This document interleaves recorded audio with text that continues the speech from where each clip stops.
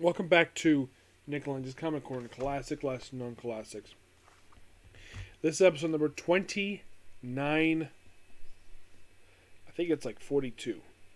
Yeah, 42 and Doubleshot number 2836. Cut due to TC trades that are Batman related. First up, it's Harley Quinn by Teeny Howard, Volume 1, Girl in Crisis. This collects, I kid you not, Harley Quinn Volume 4, issues 2031, and the Night Terrors Harley Quinn miniseries. Oh, in case you're curious though, this book is thick. Really thick. And the reason is, when Tina Howard took the book, we had a Becca feature. So, apparently DC thought, oh, let's have Becca feature and charge an extra $1 because they have a Becca feature. This is one of the many comics DC charges now that is currently $5. Along with Action Comics, Ted Comics, Batman. This book has a Becca feature, yes. I think that's it, because Nightwing doesn't have one. Nightwing is $3.99. But, so, this is a bit of a confusing book. Now, Tina Howard does the A stories for... Now, she's one of the writers of the book. She just does the A stories for Harley. The backup stories, now here's your writers. You have Erica Henderson, Adam Warren, Nicole Means, Heather Campbell, and Leah Williams. Art by Sweeney Boo, Erica Henderson, Hayden Sherman, Adam Warren, Minnie Lee, Flea Burkhan, and Ben Templesmith. Okay. This cover here, that's Sweeney Boo. So, it's a bit confusing how this story is. So we start off with, looks like you have Harley fighting Two-Face for a bit in a very jokingly fashion. And then like, oh, let's team up, and then have her take the... Then he leaves, and of course she just sees a home, feeding her hyenas. And we see this guy named Kevin. Who the heck this guy is, I don't know. He just randomly shows up here. And here she is, just eating breakfast at this cafe. Outside, mind you. So, then the police just randomly shows up here with reporters where, for some reason, like, oh, let's have basically Carla Harley, despite the fact she doesn't have a gun. So she is arrested for seemingly no reason.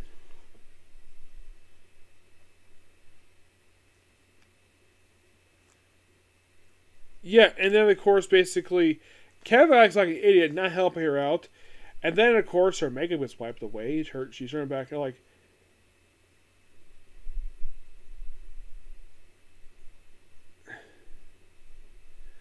yeah, so apparently she's making everything a joke. And the fact that she shares all this stuff, like, yeah, she has said before, like, Van Food's the Joker's, like, time has passed for you, influence crimes and reactions. And she's like, objection, what year is it? I can't believe you would bring him up. I didn't ask to speak to compile all the recent crimes against you. Forsake action, dozens of crimes of mischief, against vandalism, property damage, felony fence.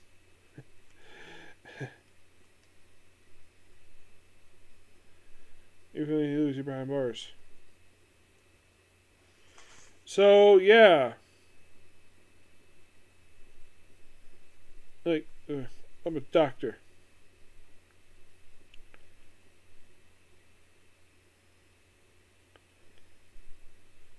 So, basically, so, for community service, she has to teach at a community college.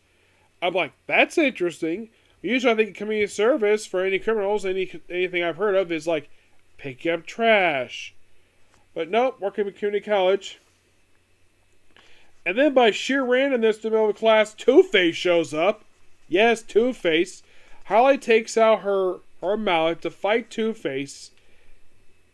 And Okay, this I call it stupidity on the part, I don't know if the writer, or I actually call it stupidity on the part of how Tina writes cops here. It's like, because technically what Two-Face did was break the law. He damaged public property, he damaged a school, but no, we can't arrest him because he's got a legal team. I'm thinking, Two-Face has a legal team. I'm like, that's bullcrap. Like, here's the thing. What team represents a man who is technically legally insane? So, they can't touch him because it's his legal team. I'm like, who gives a freaking crap? Just arrest a man. Charge him with, destruction of public property with his freaking Two-Face car. Which, yes, they have that in here. But nope, then of course you have her introduced to this girl named Summer Sudden. Ooh. And then, this was weird. I kind of forgot this character existed because, okay, meet Lady Quark, one of the stars of Crisis on Infinite Earths. Yes, for some reason, Tina brought this character back, though technically she didn't do this. It actually was... I kid you not, she showed up previously in Justice America's Vibe. Because I kind of forgot who this character was. Like, Pariah, I know who he is, but Lady Quark? Or like she's a ruler. And then the very next issue, they go visit, basically, her home world, where she sees that apparently her husband and her daughter are alive. Despite the fact in Crisis, these two actually died. Yes, they died. How in the world these two are alive? Don't know. And then you have Harley at Ivy's place. You have Harley in her underwear because it's her house, of course. And then she sees stand on TV, pays her a visit. Yes. And you have you have Zatanna being greeted by Harley while she's wearing a bathrobe. Yes. Zatanna apparently, is it oh yeah, and she apparently used her magic to cook herself breakfast and clean her house. Yeah, and then of course she does her spells. Just as she's a witch, even though she's a magician, which is kind of odd. Yes. I'm thinking Teen Howard doesn't know some stuff. And of course, more class stuff. And then Two-Face does his stuff here. And then by sheer randomness, Harley just contacts Batman. Yep, Batman. And I'm like, okay, so it's all about some ritual stuff with this other stuff going here. And then the issue ends with the hyenas wearing normal clothes? What? Oh, by the way, they put the Girls in Crisis story first, and then they put the back of features, then the Night Terrors afterwards, which is kind of odd. And then the next issue opens up with, get this, Captain Carrot and the Zoo Crew, where they're fighting some bad guys, and then, by sheer randomness, one of his female crew members decides to kiss him. And then, then stuff happens. And then Harley Quinn is here for some reason. And the hyenas turn back to normal. It's just weird. Oh yeah, and somehow she got her hands on the blueprints to build a cosmic treadmill. Okay. And she takes her hyenas with her to go to Captain Carrot's Earth, where apparently it's gone.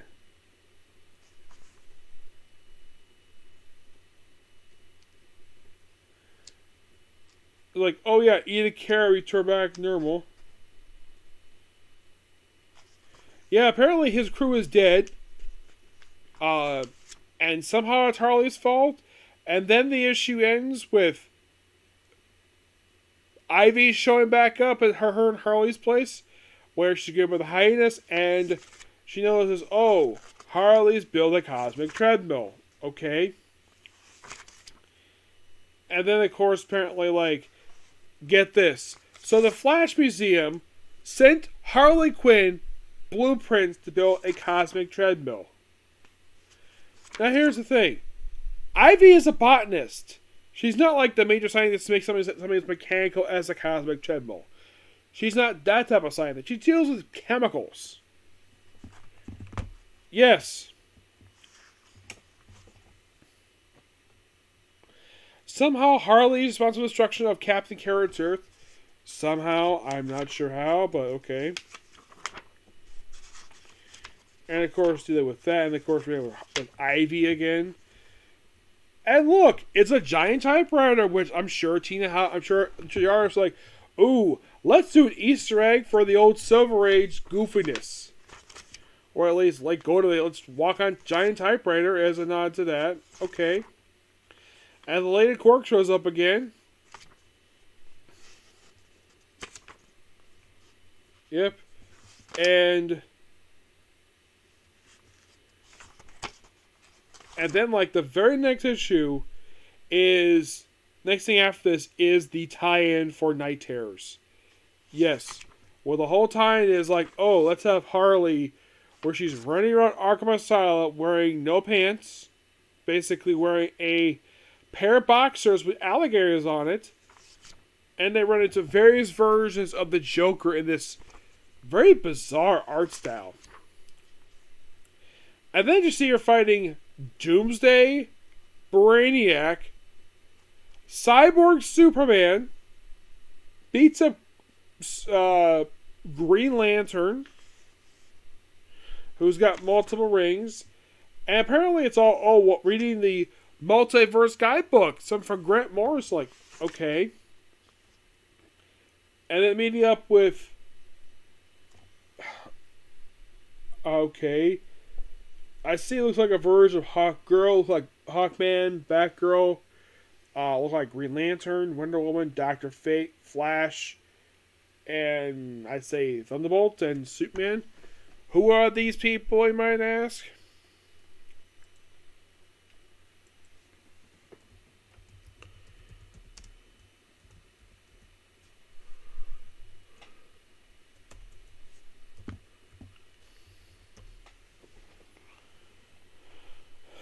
Who is this group?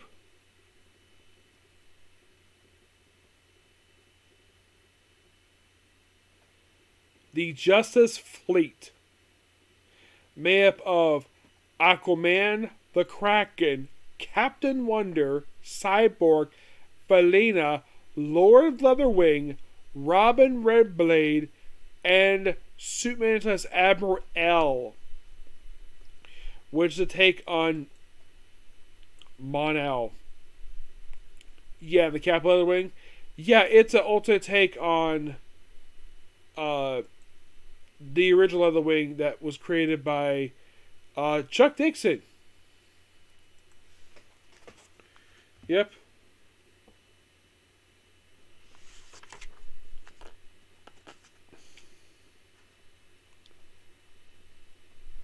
Yeah, it's like this first book is like Harley Quinn going through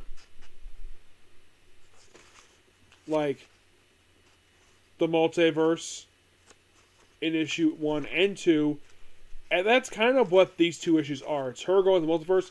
Even at one point, you have put on her costume from the Harley Quinn Power Girl miniseries, and running into Silver Age Brainiac. Yeah, and of course, I like the whole retro art style they have in here. I thought it was just a lot of fun. You have Harley making out with like a 60s version of Ivy. It's kind of fun, and then we have Lady Quark show up here, where the artist drew her look really, really old. Like, I don't know how old she's supposed to be. I'd say about late 30s, early 40s-ish. Here she looks like she's freaking 60. Or probably 70-ish. It's weird. And then right after this tie-in, then we go to Lovely Angel. And you're thinking, okay, what book is this from? Is this a backup story for one of the stories? The answer is yes. It's the backup feature from issue 28. 29's backup feature is called Hyena Anxiety, which is all about the hyenas, Bud and Lou. 30 is Everybody Hates Side Quest, which is a video game type of thing. And then finally, Harley Genesis, issue 31. So it's like the way this book is set up is like you have the Girl with Prices 4-parter, the Night Terrors miniseries, then you have all the backup features. Okay. A bit of a strange start for Tina Howard's run for Harley Quinn. Give it 8.5 out of 10. Next up we have is World's Finest, Guardians of Earth. The team-up stories in World's Finest where Superman teams up with not just Batman, but also the Flash, Green Lantern, Wonder Woman, the Teen Titans, Aquaman, I think even Deadman.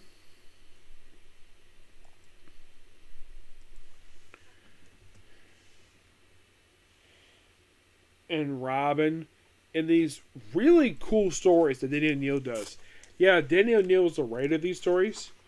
Actually, it's co-written by, basically, here's who writes them. Denny writes 180, that's basically with the Flash. 200, I believe, is... they even do a team up with Dr. Fate. 200 team with Robin. 201, because 203 is team with Aquaman. 204 is team up with Wonder Woman. 205 is Teen Titans. 202 is basically with Batman.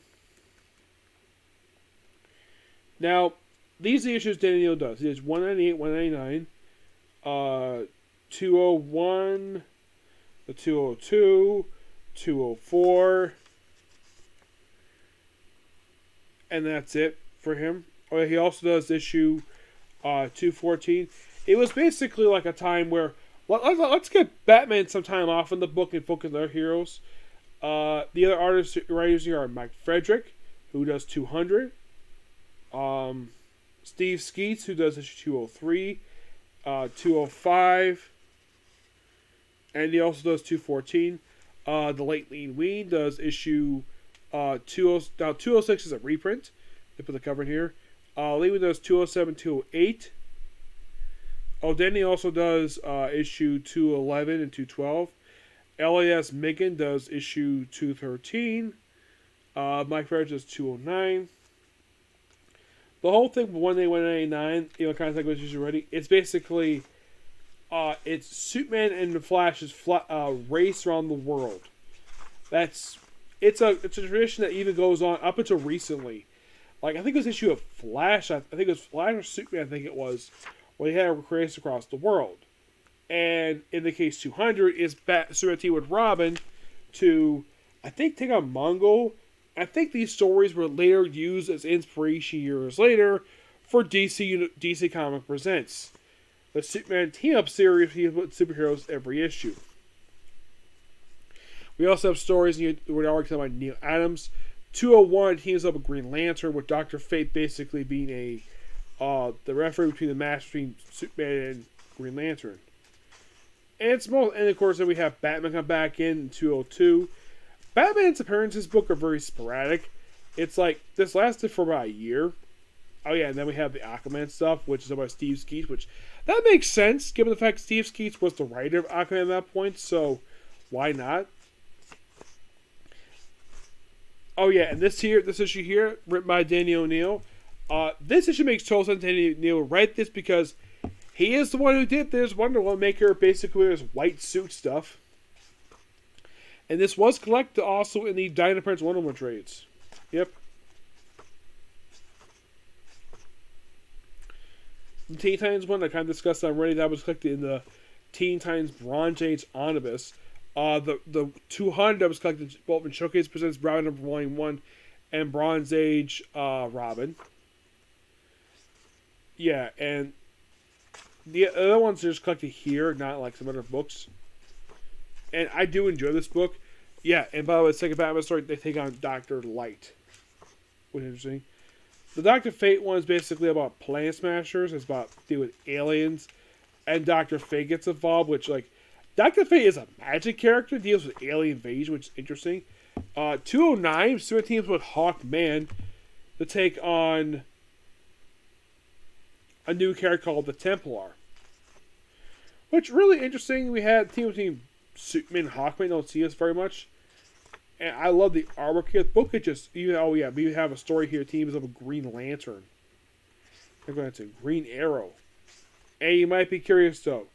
Does Danny write the story? No, this is Elias Mickens' story. I think this is one of like 2 stories in the whole book. We have a lot of faceless stuff here. But really, really good stuff here. I give this book a 10 out of 10. I do recommend it. Basically, the book is a lot of fun. Okay, so that's episode review. Please be sure to like, comment, subscribe, turn notifications, do not hit the dislike button. Excuse me. Do not hit the dislike button. Excuse me. So, gotta go. Got a shame to do. Okay, next video. Bye.